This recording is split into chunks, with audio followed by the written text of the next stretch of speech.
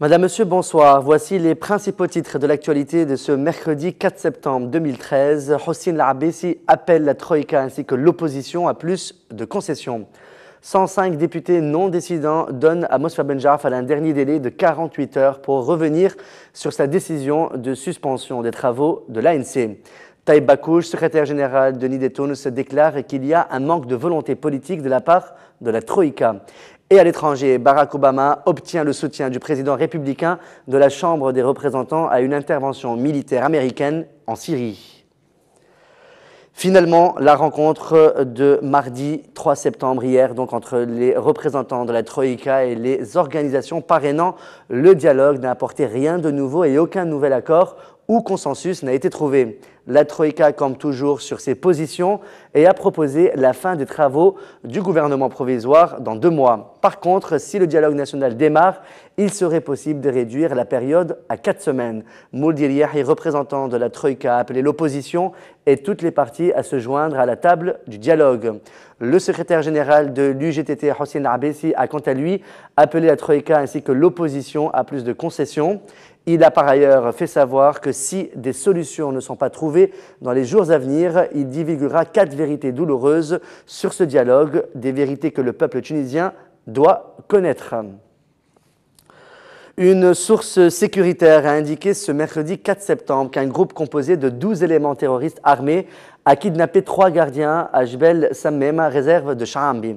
Selon le site Sabah News, l'enlèvement aurait eu lieu avant-hier à 6 h du matin. Durant 8 heures, les otages auraient notamment été questionnés sur les déplacements de la police et de l'armée à Jbel Chaambi, ainsi que les horaires des gardes et le nombre d'individus arrêtés.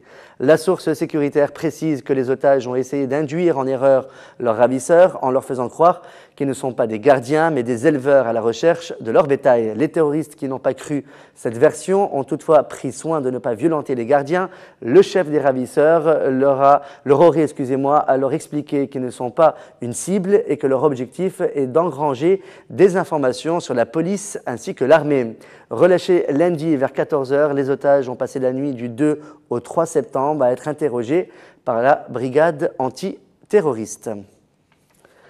105 députés non décidants ont tenu une réunion de concertation hier, mardi, portant sur la clôture de la suspension des travaux de l'Assemblée nationale constituante.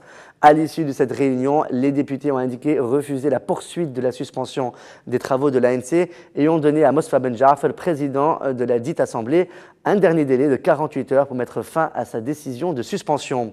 Ils ont également demandé dans un communiqué publié la fixation d'une date de tenue d'une séance plénière générale afin de reprendre le travail au sein de l'ANC. Walid Benneni, vice-président du bloc parlementaire d'Ennahda à l'Assemblée nationale constituante, a déclaré hier, mardi, que son mouvement n'a établi aucun accord avec Nidetounous et son président, Béji Qaïd Essebsi. Cette déclaration intervient à l'issue de critiques des constituants qui se sont basées sur des informations relayées sur la toile sur un éventuel deal entre Rachel Ranouchi et Qaïd Essebsi.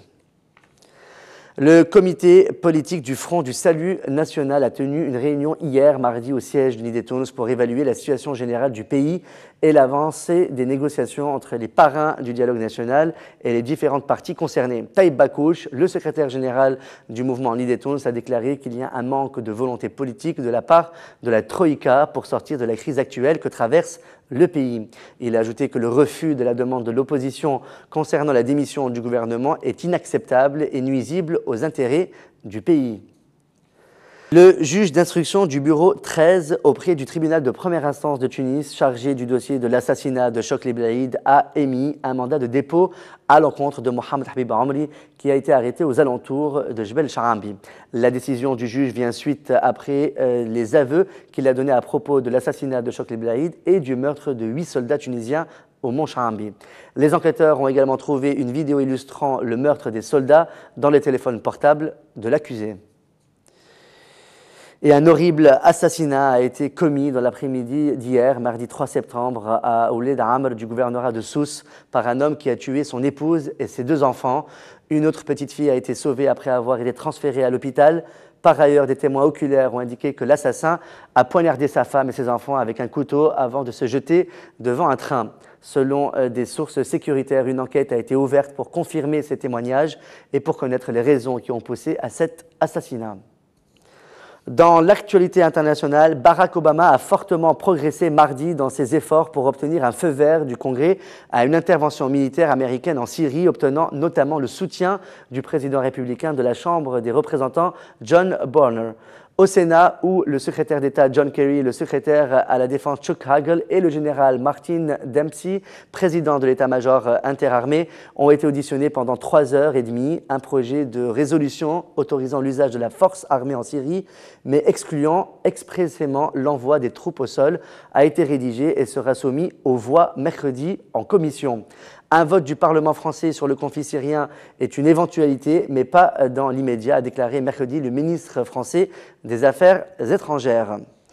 Toujours dans le dossier de la Syrie, la Russie serait prête à agir résolument, voire même à soutenir une action armée en Syrie si les Occidentaux présentaient à l'ONU des preuves convaincantes de l'usage d'armes chimiques par le pouvoir syrien, a déclaré aujourd'hui le président russe Vladimir Poutine. Et je cite, « S'il y a des informations selon lesquelles des armes chimiques ont été employées par l'armée régulière de Syrie, alors ces preuves doivent être présentées au Conseil de sécurité de l'ONU et elles doivent être convaincantes », a dit M. Poutine dans une interview à la chaîne Pervia Canal. Après cela, nous sommes prêts à agir le plus résolument et sérieusement possible, a-t-il ajouté, répondant aux journalistes qu'il n'excluait pas de soutenir une action armée occidentale. Le pouvoir intérimaire en Égypte semble décidé à mater les frères musulmans pour la première fois depuis la destitution du président Mohamed Morsi. 52 d'entre eux ont été condamnés mardi à des peines allant de 5 ans de prison à la perpétuité par un tribunal militaire. Ils étaient accusés de l'agression de soldats à Suez à la mi-août.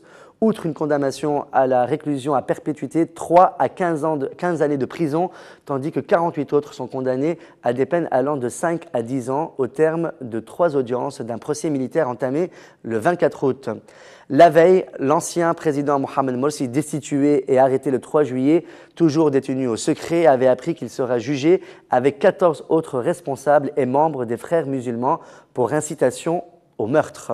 C'est la fin de ce journal. Merci de votre fidélité. Excellente fin de soirée sur notre chaîne. On se retrouve demain soir pour une nouvelle édition.